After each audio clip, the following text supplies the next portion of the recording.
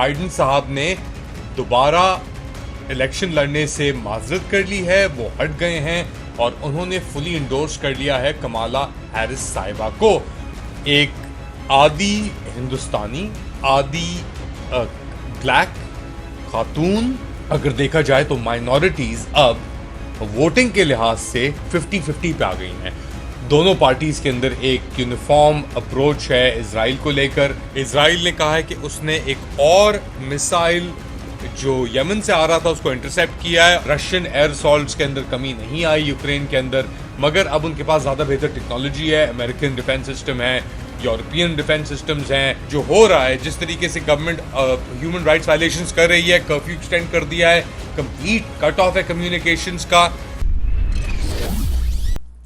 Kamala Harris के पीछे Democrats हाजिर, रिपब्लिकन्स थोड़े परेशान।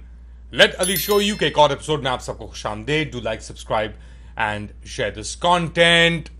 बैनुल-अक़वामी खबरें लग रहा है गर्दिश में है, एक साइकिल में चल रही हैं। हमने लेट ब्रेक की ये खबर पाकिस्तान के लिहाज से कि बाइडन साहब ने दोबारा इलेक्शन लड़ने से माजरत कर ली है, वो हट गए हैं और उन्होंने फुली इंडोर्स कर लिया है कमाला हैरिस साहिबा को, जो फिलहाल नायब सदर है अमेरिका की।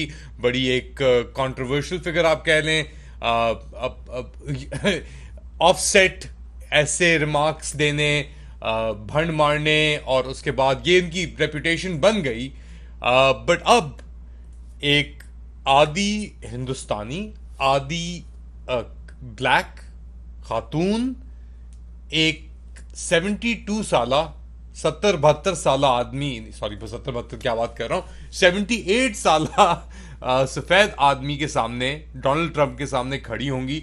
तो ऑप्टिक्स के हवाले से एक बहुत एक्साइटिंग प्रोस्पेक्ट है कि ट्रंप जो अगर बाइडन सामने होते तो बहुत आसान इजी टारगेट थे वो उनके लिए, मगर अब यहां तक कि ट्रंप को गोली भी लग चुकी है, बहुत आगे निकल चुके हैं। उनके पास वो एक तस्वीर भी है, मुट्ठी उठाते हुए खून निकल रहा है मुंह के ऊपर।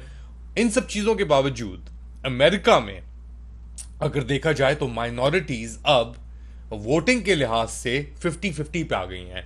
मेरे ख्याल से 52-48 या 50-50 के ऊपर अब आके पोलिंग नंबर्स खड़े हुए हैं।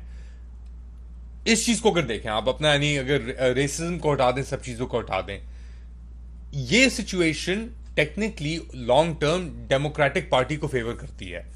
मगर हुआ क्या है, डेमोक्रेटिक पार्टी पिछले कोई 20-25-30 साल से एक डिके के थ्रू चली गई है और वो एक कॉर्पोरेटिस्ट इंटरेस्ट, दोनों पार्टीज अमेरिका के अंदर 2 पार्टी सिस्टम है, रिपब्लिकन पार्टी एक तरफ है और डेमोक्रेटिक पार्टी एक तरफ है, मगर दोनों एक कॉर्पोरेट इंटरेस्ट को रिप्रेजेंट करती हैं।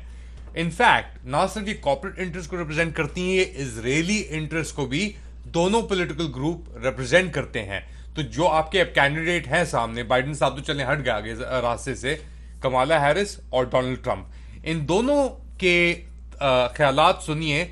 ये बात कर रहे थे American Israeli public accounts committee, APAC, एक ग्रुप है, सबसे बड़ी लॉबी ग्रुप अमेरिका में, यहूदी लॉबी, इजरायली लॉबी की ये है एपैक।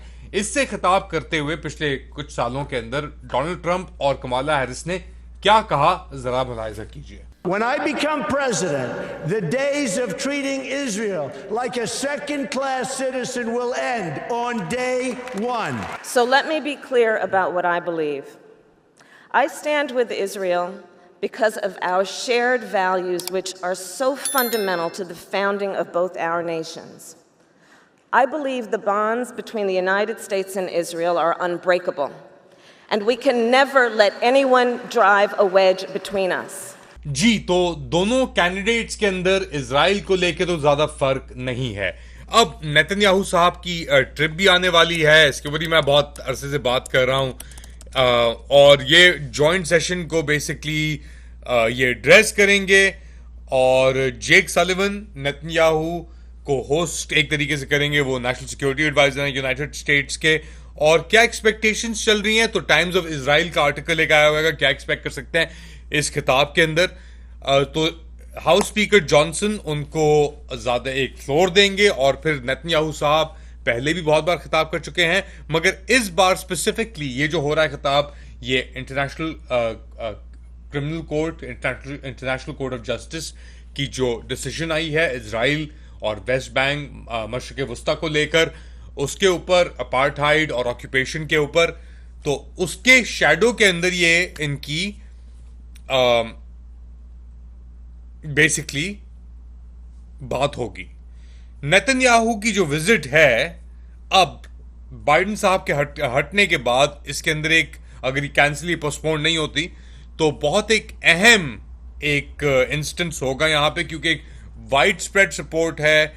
जॉनसन जो भी अपना हाउस स्पीकर हैं रिपब्लिकन पार्टी से, वो होंगे वहां पे। Senate majority leader Chuck Schumer होंगे वहां पे।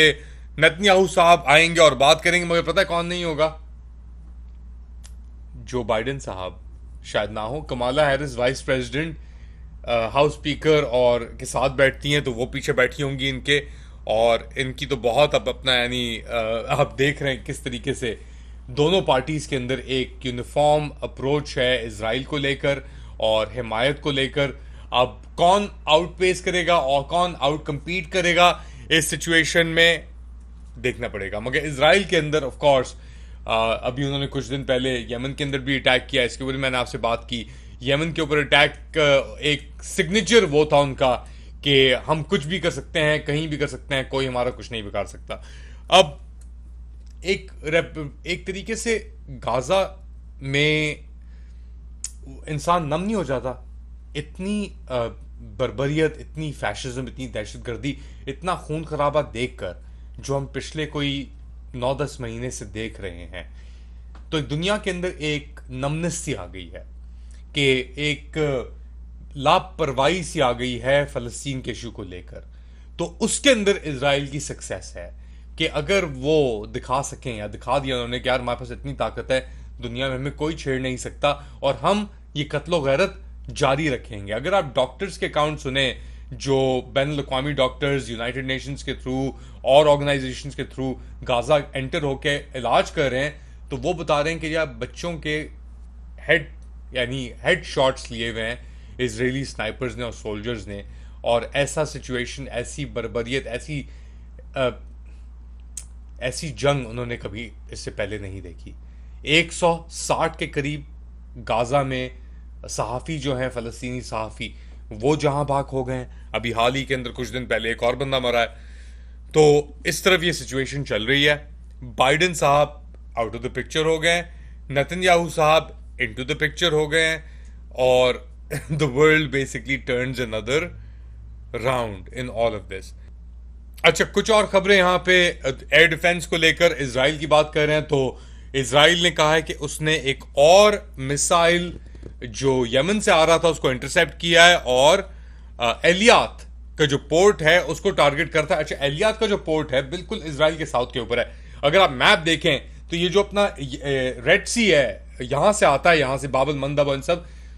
सुनने में आया है कि एलियात का जो पोर्ट है वो बेसिकली नॉन ऑपरेशनल होने के बराबर है जब से यमन ने, हम बात करें नवंबर दिसंबर से, जब से यमन ने ये इजराइल के ऊपर अटैक शुरू किए और ये जो कुश्तियां जा रही थी, तो एलात का जो पोर्ट है रेड सी के ऊपर, वो बिल्कुल नॉन फंक्शनल होने के बराबर हो गया है।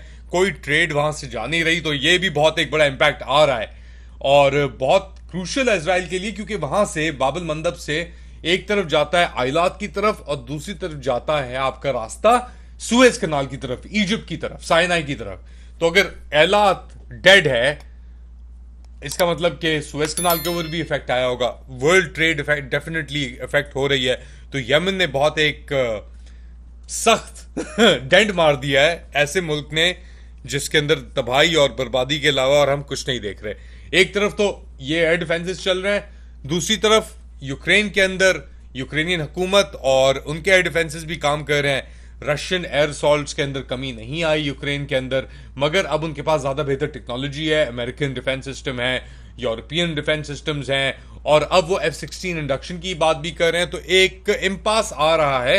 अब ट्रंप साहब आते हैं, कमाला हैरिस आती है, तो उधर एस्टैब्लिशमेंट की है, वो तो बाइडेन पॉलिसीज कंटिन्यू रखी जाएंगी और टैप खुला रहेगा पैसे देने में यूक्रेन को। लेकिन अगर ट्रंप साहब आते हैं तो हमने उसके ऊपर ही बात की है कि ये फंडिंग शायद ना जाए और जंग एक इख्तिताम की तरफ रुख करे। खैर, ये बातें चलती रहेंगी, ये गुफ्तगू चलती रहेगी, आप तक खबरें पहुंचाता रहूंगा मैं, अपने तज्जिया भी और एनालिसिस भी। आपका ख्याल है do let me know in the comment section. हमें पोस्टेड रखें अपनी डेवलपमेंट्स के ऊपर। बांग्लादेश ऑब्वियसली एक और बहुत मुश्किल मरहले से गुजर रहा है। बहुत बांग्लादेशी स्टूडेंट्स ने मुझे अप्रोच किया, अपनी स्टोरीज ही बताई। एक स्टूडेंट स्पेसिफिकली, उनकी स्टोरी मैं आपसे थोड़ी शेयर करना चाहूंगा। उनका नाम मैं आपको नहीं बताऊंगा, लेकिन उन्होंने ये मुझसे जरूर पूछा था ये फसादात शुरू होने से पहले कि कोई रास्ता है बांग्लादेश के लिए, क्या कोई बैनुल-अक़वामी इंटरेस्ट है बांग्लादेश के ऊपर इस चीज को लेकर। उनका नाम मैं ऑब्वियसली रिवील नहीं करूंगा। तो बेसिकली वो लिखते हैं कि the ongoing student movement in Bangladesh is a powerful expression of young peoples desire for a more democratic, just and equitable society. However, peaceful demonstrations have been met with brutal suppression by the authorities. Government-affiliated militants appear emboldened to attack students with impunity, aiming to instill fear and silence dissent. Equally concerning is the reluctance of the Bangladeshi media to fully report on these atrocities, possibly due to fear of government retaliation. This lack of transparency and accountability further empowers perpetrators and leaves victims without recourse. So basically ये एक student का message मुझे आया Twitter के ऊपर, x के ऊपर, और वो ये कह रहा है कि ये जो हो रहा है, जिस तरीके से गवर्नमेंट ह्यूमन राइट्स वायलेशंस कर रही है, कर्फ्यू एक्सटेंड कर दिया है, कंप्लीट कट ऑफ है कम्युनिकेशंस का। आई होप कि सब स्टूडेंट्स अपने आप को सेफ रखें वहां पे, और ये एहतजाज जारी रहे और पुरअमन तरीके से जारी रहे। मगर दूसरी तरफ से अगर तशद्दुद चल रहा है, जो चल रहा है, तो ये मुश्किल हो जाएगा। खैर, फिलहाल इतना ही। अपना ख्याल रखिएगा, दुआ में शामिल रखिएगा। Do like, subscribe and share this content. Allah Hafiz.